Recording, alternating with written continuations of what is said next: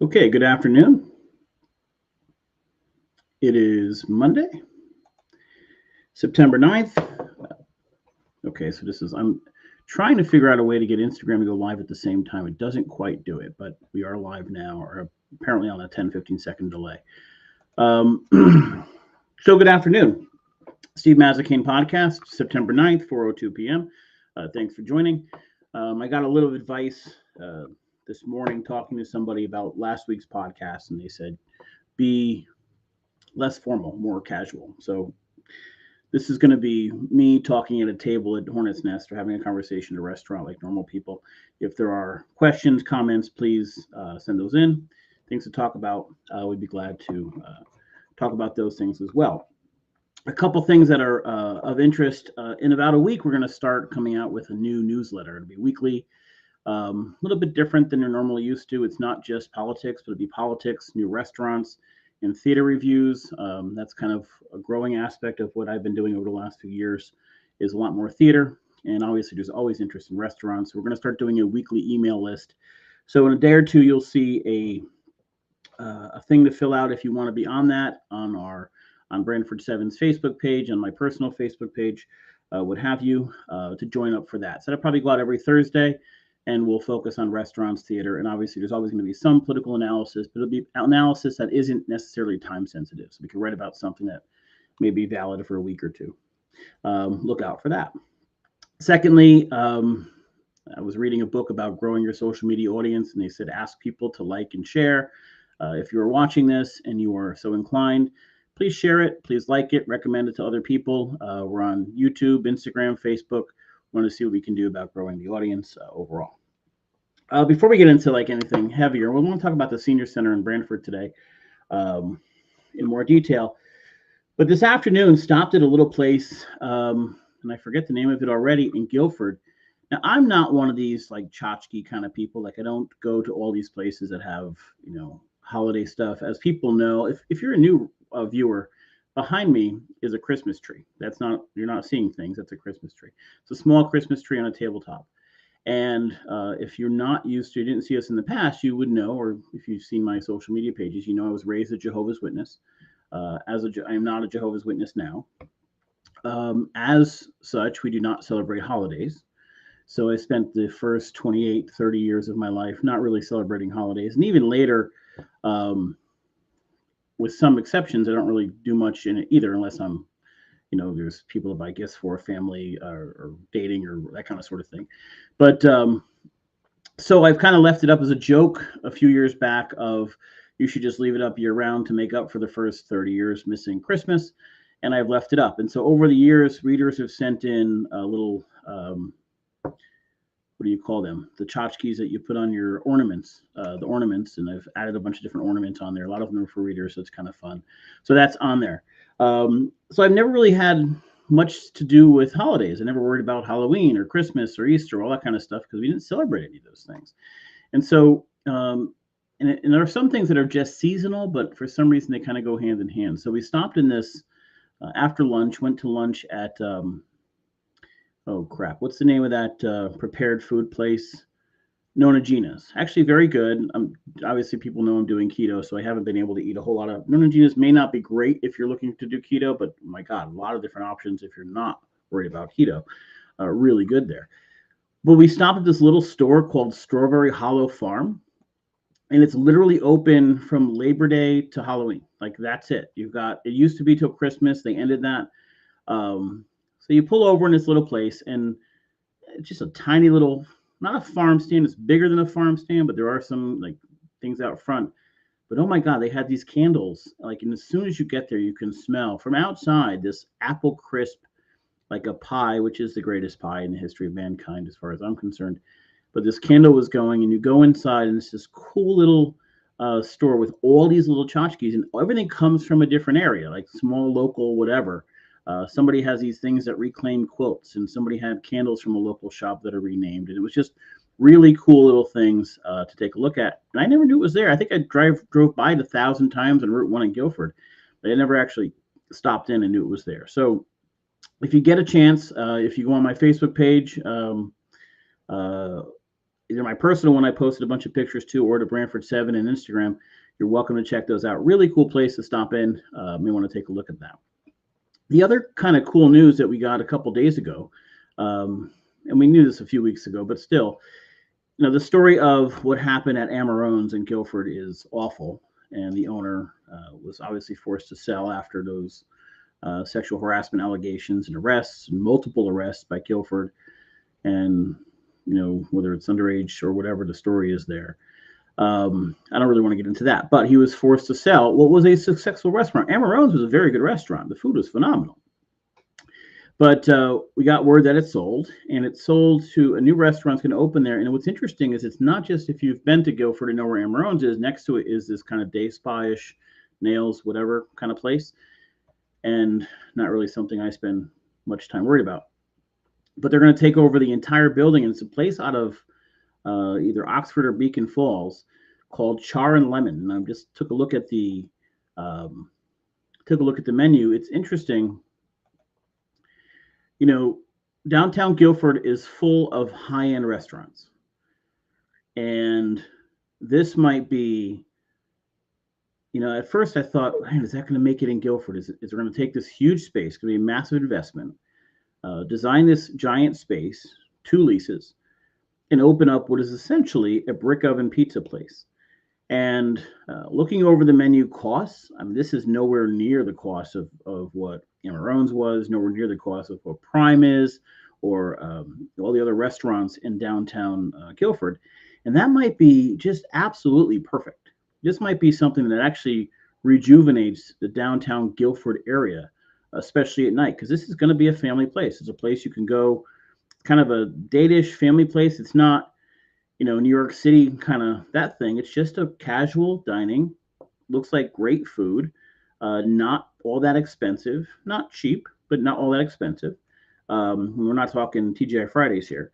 But there's some pasta dishes, pan-seared salmon, vodka, gnocchi, that kind of stuff. But they're really known for their for these pizzas. And this could be a really, really perfect addition to downtown Guilford. And listen, if you're used to Guilford at all, you know that, late at night, there's nothing going on. Once you get past 6:30, 7 o'clock, if you're at a restaurant, great. Other than that, there's not much.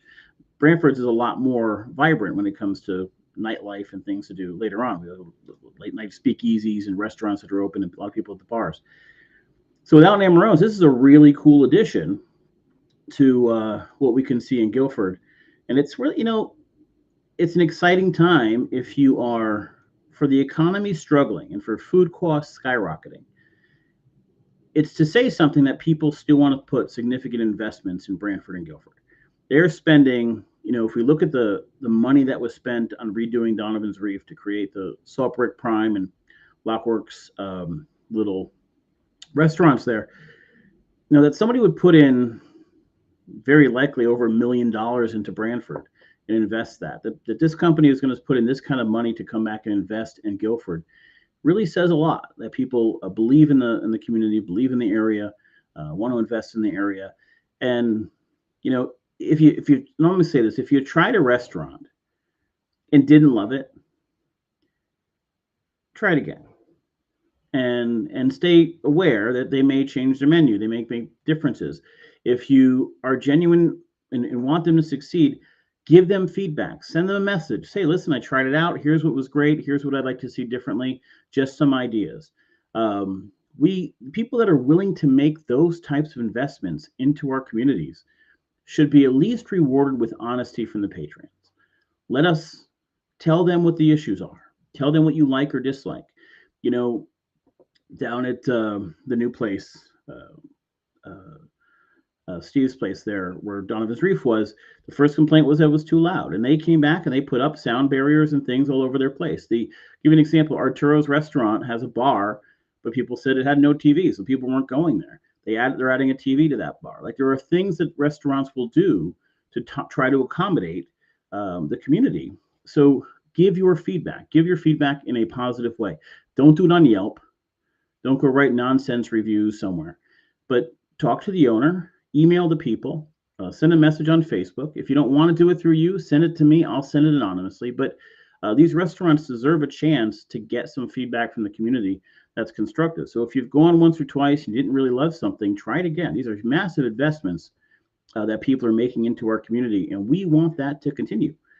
The day people stop putting investments into Branford, Guilford, East Haven, North Branford, whatever these towns are, is the day we're in serious trouble economically. So this is a very good thing that people are putting these investments. I think it's a very good thing for Guilford. What a combination of restaurants they'll have from every different price point, I think, once this is in there. And that could be a really good thing. So today, we're going to focus on Branford a little bit because as many people know, we've had some major retirements over the last couple of years on some of town departments. This will have some impacts on some of the services that we see in Branford. A few weeks back, Alex Paluzzi, who has been here for pretty much forever, announced that he's retiring from Parks and Rec. He's been the head of Parks and Rec for as long as I can remember, for as long as I've been covering news. He's been the head of Parks and Rec, and he's a genuinely good guy and has Branford in his blood. Like, he may retire, but he's not really going far. Like, he'll figure out a place, and the town will likely figure out a place to keep him. It's part-time or something along the town, and that's a very good thing. Department runs phenomenally. What that department, in just the last even 7-8 years, what they've done and how they've expanded into theater and more programs and camps is really amazing. And they lost Andrea Steady, who went to East Haven to head up their department. So other towns are poaching our talent that was developed under Alex. And so that's really good to see. And congratulations on his retirement. Also retiring is Dagmar Ridgway, who is the head of the senior center, who used to be the Canoe Senior Center and now basically is the second floor of the new senior center. And we'll talk a little bit more about that, not necessarily about Dagmar, but one of the first big projects when Jamie Cosgrove became first selectman was, how do you handle the Canoe Center? The senior center was, I would say, for 10, 15 years on the docket to be fixed. Either find a new one or fix up the one you have, or there were building swaps being proposed, or what building should move where. One of the buildings is on Route 1 over by Bob Lines by the Subaru dealership. That was building is no longer there, but there was a swap proposed. There was a proposal for 1111 Main Street, which is the former Board of Ed building, the former Main Street. That was proposed to go to private hands, the Giordano's. There was some pushback on that. It was a kind of a convoluted plan, but there were a lot of plans to get this done. So I remember sitting at it wasn't really a debate, but kind of a discussion at the Blackstone Library. And the room was filled with seniors, and you had Jamie Cosgrove's first campaign was against Andy Campbell and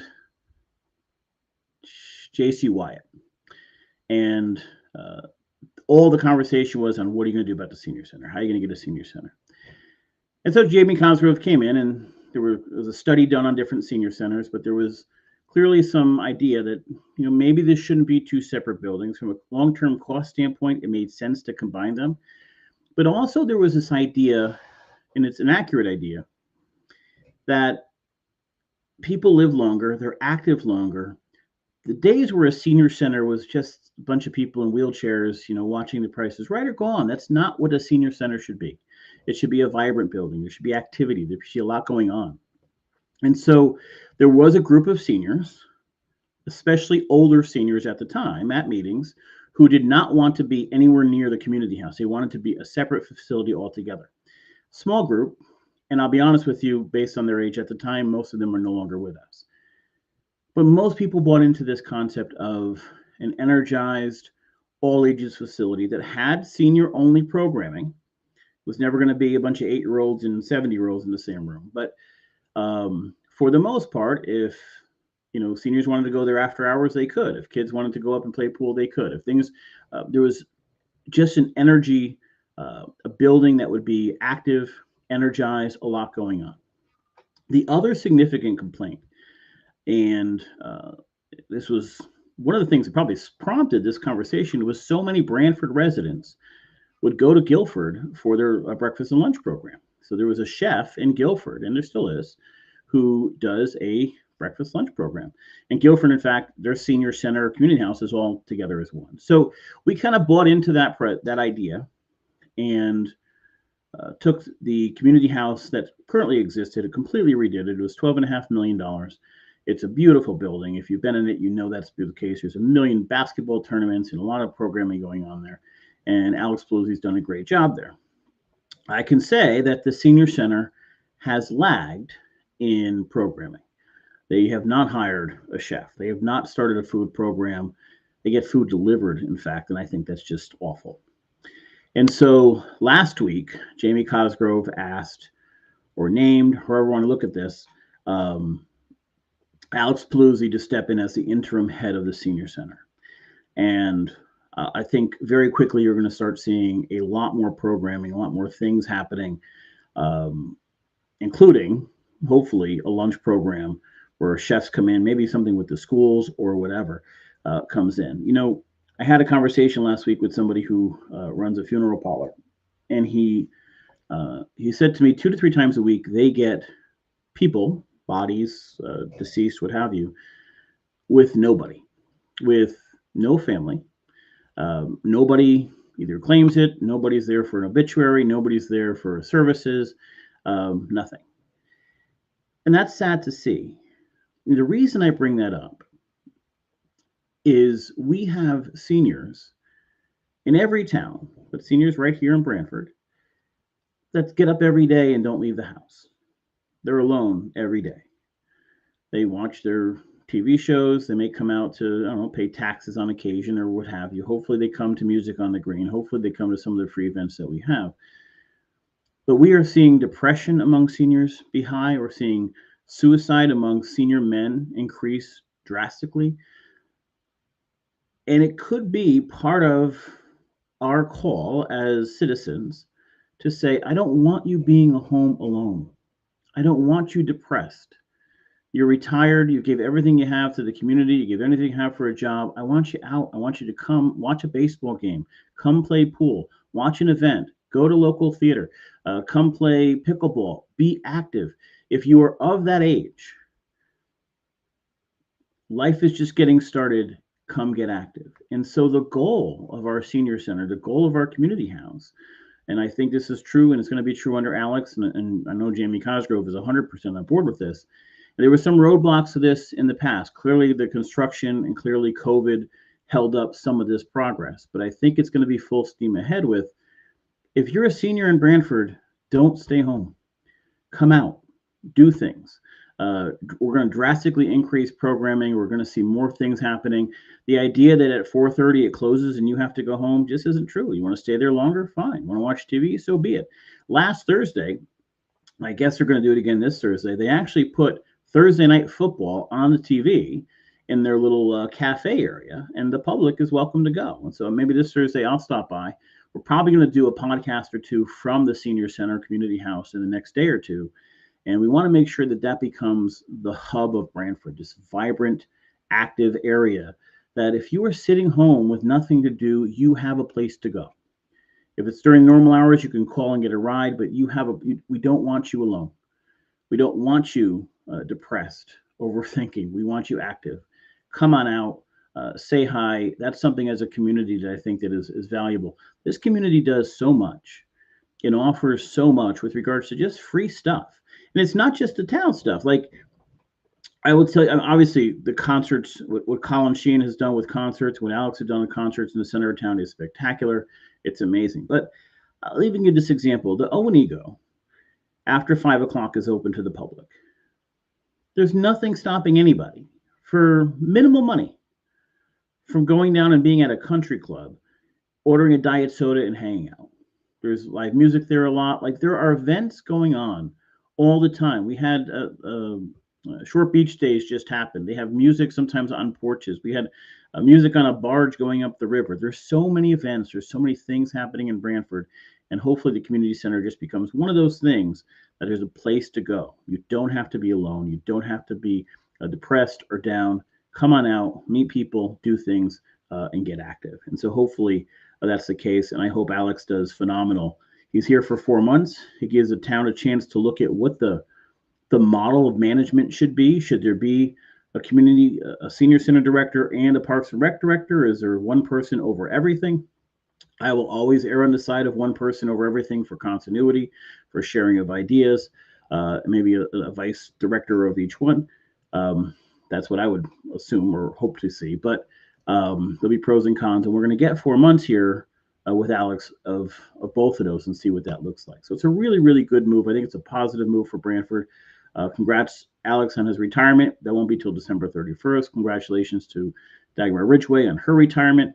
She has retired and she's out, but I think it's a really good time to talk about programming. So if you're a senior or someone in town who has an idea or wants to create something or wants to rent a room and create something, or if you're someone who wants to create a program, or, I took a cake decorating class, no joke, a cake decorating class at the community house, and that was fun. So if you have ideas, you have a hobby, you have something you want to get out there, please make those ideas known now. So finally, tonight we'll talk about the new presidential poll that's out. Obviously, tomorrow night's the debate. We'll talk about the debate in great detail on Wednesday. John, thank you. Thank you, Steve. Appreciate your insight and great comments about all restaurants. John, the restaurant business as well as just about anybody. We want every restaurant to do well. We don't want to see a restaurant fail. Sometimes a restaurant idea pops up and we're like, man, that'll never make it. And then later we're able to say, oh, it didn't make it. But I'm sad to see that it didn't make it. I want them all to work. But it's also on the restaurant owners to create a product that the people want. And we have to be able to look at our menu and say, okay, this is not resonating with people. We have to be able to look at our menu or our style, our design, all these things that play a role. Is this meeting the needs of the people, the wants of the people in the local area? It's funny, a lot of the marketing you see now has nothing to do with local. I see restaurants with food bloggers. Now, a food blogger comes in, offers almost nothing of value to the restaurant. They take a bunch of pictures, they do some videos, and they say, look how beautiful this free food I got. And then they put it on their blog. But on that blog is 1,000 other videos that are just like that from every one of their competitors. If somebody's never going to tell you a restaurant's not good, then you can't trust them if they tell you all the restaurants are good. That's not a trustworthy person. So it's great that, Joe Smith can get up one day and say, I'm going to start an Instagram page. I'm going to post a bunch of really pretty pictures of food. And I'm going to go to restaurants and I'm going to say, hey, for $1,000, I'm going to come in and take some video and I'm going to give me some free food. And I'm going to post this up there and people are going to come in. No, they're not. I've never seen a restaurant that wasn't very good do much better because of a food blogger. In fact, the food blogger comes in and goes, I've got 100,000 people on my page. The right question is, how many people do you have within a 5-mile radius of my restaurant? Because I guarantee you it's minuscule. It's a nonsense thing, but it's growing. And so I call that ego marketing. I call that the restaurant owner saying, wow, look how good my restaurant looks. When the real question is, are people within a 5-mile radius responding to the offerings that I have? And you can do a very easy study in Branford. Who does well? So ask yourself, I won't answer this question right now because I answer this with my clients all the time. Ask yourself the question, what restaurants are killing it in Branford? Packed all the time. Rosso Vino, Cafe Fiore, 9 East is usually doing well. And that's not to say that's the only one. Lenny's is kind of a different story. It is so ingrained in the fabric of the town that it's just always going to do well. It's a local family, all that kind of stuff. But we're seeing a theme with restaurants to do well. But one is you have very good grasp of comfort food. You're a comfortable place to go, or it's an amazing value. I'll give you an example. There is no value in Branford, in my opinion, that comes close to Cafe Fiore. For $20, you go in. I mean, I got to tell you, the garlic knots alone are ridiculous. Like they're laced with cocaine or something because they're just ridiculous. But that, a salad, and they don't even ask you what dressing you want. Like we've got our house dressing, we're bringing it out. But for $20, you cannot beat what you get at Cafe Fiore. Rosso Vino is the opposite end of the spectrum, much more expensive. In fact, on their specials, they don't even put a price. But they're packed every night. And people love to sit there and have a cup of coffee and relax because people know Joe.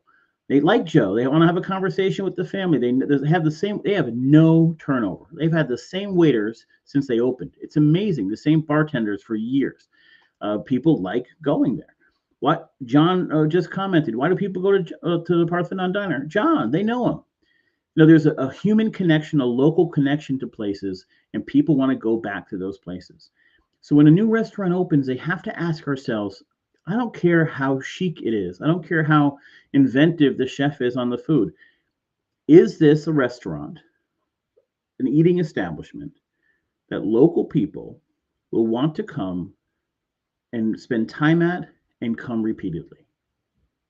That's the only question that matters. Is your menu one that's inviting to people within 5 miles that they will come repeatedly? Do they want to come and relax and stay? If the answer is no, or the numbers show you the answer is no, it's time to, and if it's very early in a restaurant, fine, be smart, reassess. But that's what it has to be. I don't care how great you feel the concept is. Oh, I have this chef and he does this amazing thing with salmon where he spit. I don't care. It doesn't matter. The average person in a 5 mile radius, will they come and repeatedly during the week, weekend, whatever? These people who go to Rossavino, they go 2-3 times a month. The people go to Cafe Fiore 2-3 times a month. They go repeatedly. That takes a menu that has resonated with the local audience. It doesn't matter if you reach 150,000 people. If they're not within that 5 miles, it's not worth spending money on. Who cares? Success is based on people who are local going to your restaurant repeatedly. And that's what Cafe Fiore has. That's what Rossavino has. That's what 9 East has. If you can't do that, you're not going to be successful. And so that's the only question an entrepreneur has to ask themselves. Will I get regular people here regularly? And you do that in Branford, some level of comfort food. You need to have, I would say, 2 or 3 things that are, man, I went to that restaurant and holy cow, you have to try the, fill it in. If you can't answer that question 2 or 3 times in a restaurant, it's probably going to have trouble doing it. But more than anything, I see the marketing is just amazing. People on a billboard. Why would you market your restaurant on a billboard on the highway? Oh, that's what I'll tell you. It's 350,000 cars pass this every day. Who gives a shit? Like, that's not who you're after. You're after people. Now, if you're John and you're a diner, those are people traveling. They want to stop for a diner. Diner is universal. Get that. No problem. John would make sense. A Parthenon diner would make sense. Another restaurant doesn't make any sense. That's nonsense. I guarantee you, you walk into Pasta Cozy on an average Wednesday, Thursday night. You walk into Cafe Fiore on a Wednesday, Thursday night. You walk into Rossavino on a Wednesday, Thursday night. Walk into 9 East on a Wednesday, Thursday night. 95% of the people in that building are local. Come from within 5 miles of that building. So why are you marketing outside of that? Who cares about the food blogger with 150,000 people on it? Who cares? Everybody likes pictures of food. It's easy to get likes if you're just posting, all just a bunch of food. Hey, and you're doing it with filters, and they're doing it. The chef is making sure it's perfectly placed. It's nonsense marketing, and that's what we spend money on. Instead, market to the local people, and you could do that. Listen, self-serving. Do this for me along the shoreline, but you could do that with Facebook. You do that with Instagram. Highly targeted ads that get just to that group. Justin Martindale, I miss Anthony's Pizza. My father said, you're right, Steve. I'm sorry. I don't know what his experience with restaurants are, but it's from marketing. Listen, the one thing about life, we talk about woke, what you can say, and offensive things to different demographics. Marketing is about understanding how people react and how they respond to the efforts you make, to either products you put out there or what's going to get them to take action. And different people respond differently. That's just life. But races respond differently. Sexes respond differently. What I learned through marketing is this. You want a successful restaurant? Give comfort food to women. That's it. You get comfort food to women, it will line up. If you get women, you'll get men. The demographics of our area are changing so much that we have far more single people. Market your restaurant to single women. Not to single women, but to women. But women, you get women at your bar. If I walk in a bar and I see 10 men sitting at the bar and no women, you got a problem. If I walk in a bar and you see 10 women at the bar, there's 10 guys standing behind them. They may not be with them, but that's 20 customers. Every woman responds. If they're a woman with a family, they've got 2, 3, 4 more people that are coming in after them. This is it. Instead, we're taking highly glossed pictures, highly edited videos of nonsense food and posting it to 150,000 people. So I don't know how many people in Farmington are running down to Branford on a Wednesday night to have dinner, but who cares how many hundreds of thousands of people? Give me 10,000 people in Branford. That's where I want my marketing dollar. That was self-serving because that's about what I have on Branford 7. Secondly, again, self-serving, have an actual following that's not there for food. The problem with marketing just food is that if you're marketing this restaurant today, the next day you're marketing a different restaurant. So that audience that went to your pizza place on Tuesday because you said try out this pizza place on Tuesday, when you say try out the other place on Thursday, they're going to try out the other place. They're going to keep going. There's a friend of mine who has a pizza place locally, and they had an article in the New Haven Register. And they came in and they wrote this article about the family. And I remember Sunday morning the article was coming out, and they said, "Oh, we're going to be packed tonight." And you know what? They were packed that night. And never again. Because the next Sunday, another article came out about some place in West Haven, and everybody went and tried that place in West Haven. This is why I used to love Groupon. You put out Groupons, you get 30% discount. People rush in. Oh, I got this amazing discount to go to this restaurant. Yeah, but tomorrow they have a discount to go to a different restaurant. If you have to give discounts, you've already lost. Have a good product that reaches the people within the 5 miles around your area, especially comfort food. Get the people that are going to return over and over and over again during the week. Your weekends are going to be busy. Don't worry about them. If you get people there Monday through Thursday, you're going to be in great shape. If you need help doing that, you can pay me some money to figure that out. But that's a different conversation. But it is good to see what's coming to Guilford. I think that can actually do wonders for downtown Guilford. We'll talk tomorrow more about the presidential polling. New York Times new poll that has Trump ahead by a point. You're just kind of seeing the Harris momentum drop off. She's not losing what she had, but you're starting to see the momentum really slow down and Trump's base really solidify. So again, the polls are showing her up. They were up 1.9. It dropped back to 1.7 on Real Clear Politics, I believe. Remember something. They were off 4 points. They were off 4 points 4 years ago. This year, they're likely going to be off even more because we've never seen what we're seeing this year. I don't remember a year where there's only one debate. There was one debate this year. We've always had 3, at least 3, from what I can recall. To see a presidential candidate drop out a few months before the election, we have things we've never seen before. I give a lot of credit to the pollsters because I don't know how, and we're going to know this, after election day to know how off they were or dead on they were. But you have to adjust so many different demographics and just hope because there's no benchmark. There's no past precedent that tells you this is the way you have to adjust this percentage of the vote in a situation that is so extreme and so different as what we're seeing this year. Well, we'll talk more about that tomorrow. Guys, thanks for joining. Hopefully I took the advice that I was given this morning and was a little more casual in the conversation, maybe a little less serious. And I will be back tomorrow. And then obviously tomorrow night is a debate. You can call all you want between 9 and 11 on Tuesday night, but I'm not responding. I'll be watching that debate. And we'll talk more about that on Wednesday. So tomorrow we'll talk about polling, maybe another issue that comes up. If there's questions, comments, please send them in. Again, share, comment, like, all that kind of stuff. Help promote this. I appreciate it. And I will see you tomorrow at 4.